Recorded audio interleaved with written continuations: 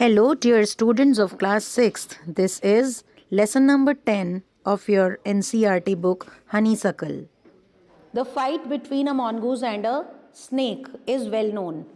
These pictures are showing something the same. The fight of cobra and mongoose is a classic drama. It is known as to be the classic drama between the fight of mongoose and a cobra.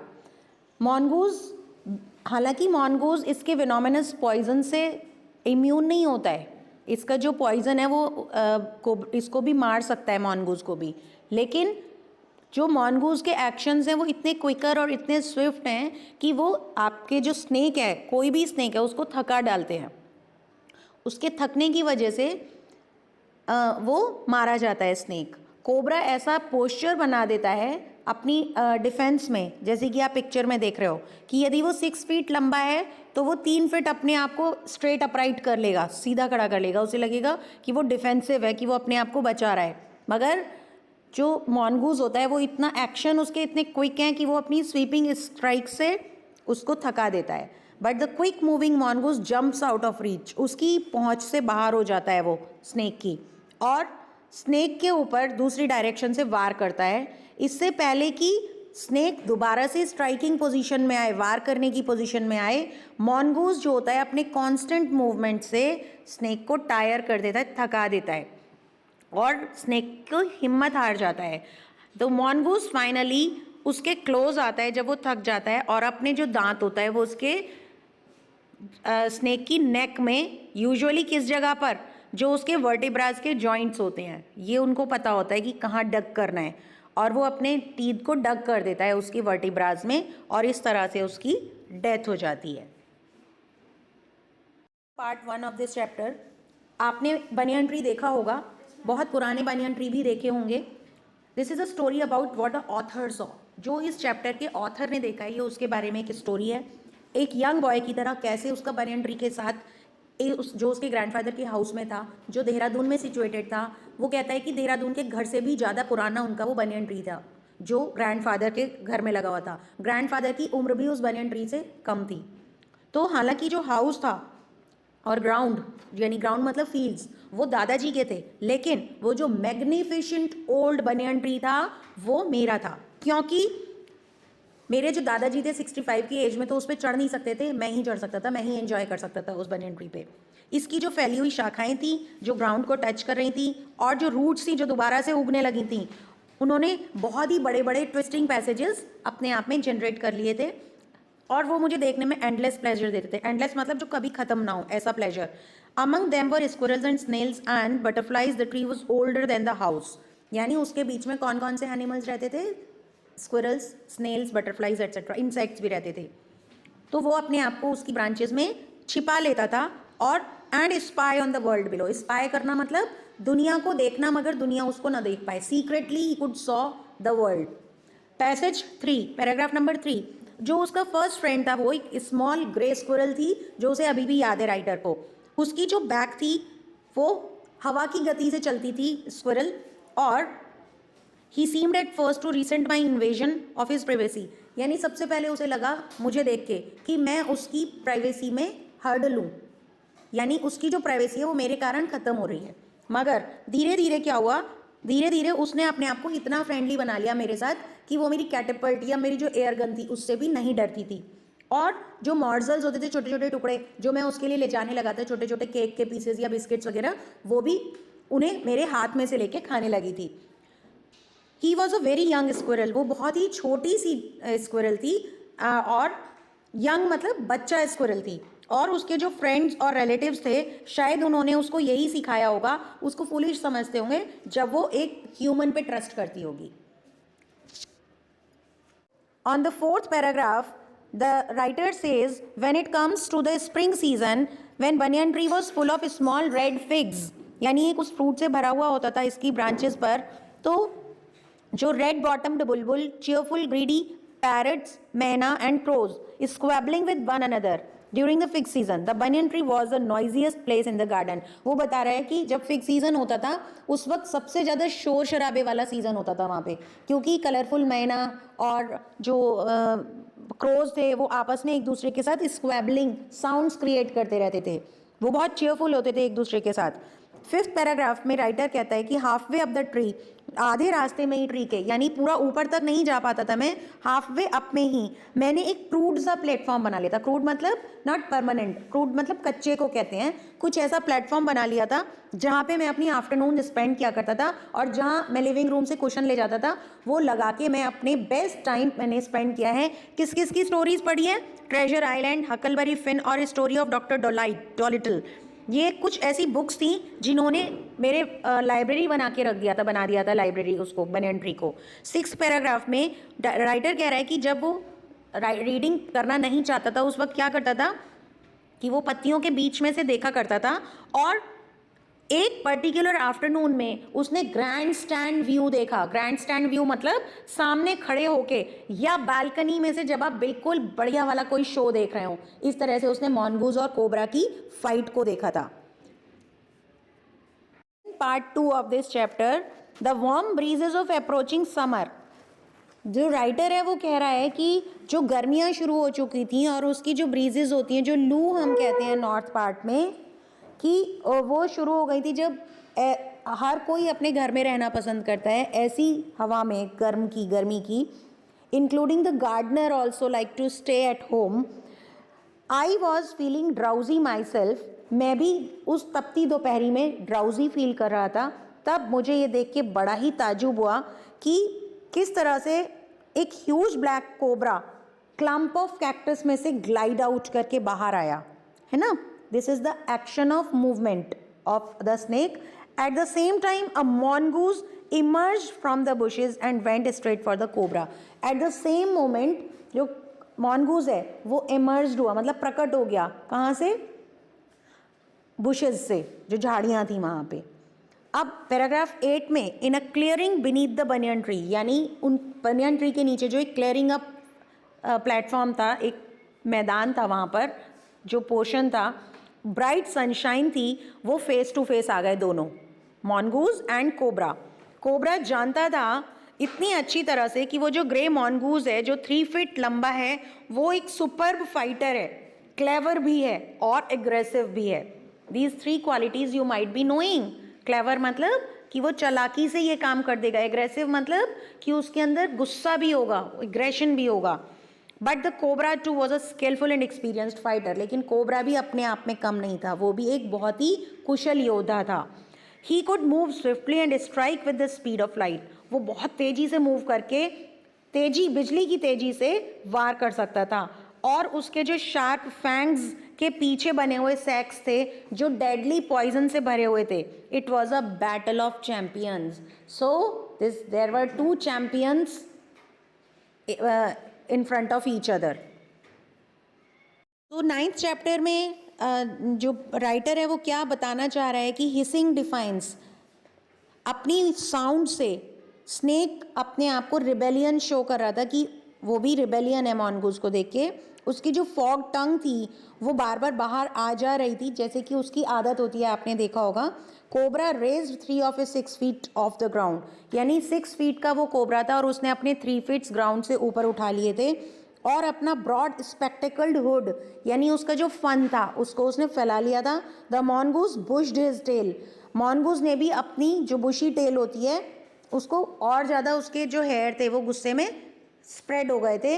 Long hair on his spine stood up, उसकी जो spine पे long hair थे वो खड़े हो गए थे, यानी दोनों योद्धा एक दूसरे के सामने तैयार हो रहे थे। 10th पैराग्राफ में, दो the combatants were unaware of my presence in the tree, they were soon made aware of the arrival of 2 other spectators. One was a myna, the other a jungle crow. They had seen these preparations for battle and had settled in the cactus to watch the outcome. Had they been content only to watch, all would have been well with both of them.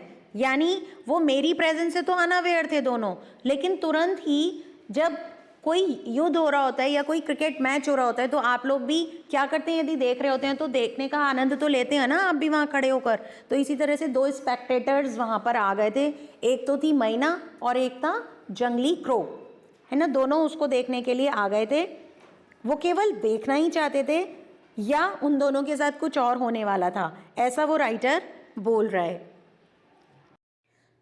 So, in the 11th paragraph, Cobra stood on the defensive, swaying slowly from side to side, trying to mesmerize the mongoose into making a false move. But the mongoose knew the power of his opponent's glassy, unwinking eyes and refused to meet them. Instead, he fixed his gaze at a point just below the cobra's hood and opened the attack. Again, both the soldiers, both the fighters were ready to attack each other. Now cobra अपने आप को defensive वाली position में रखे हुए था और slowly और ग्रेजुअली धीरे धीरे साइड हो रहा था. वो ट्राइंग टू मैस्मराइज, वो मॉन्गूज को एक फॉल्स मूव के लिए तैयार करा था कि मॉन्गूज भी जल्दी से आए और मैं उसके ऊपर अटैक कर दूं.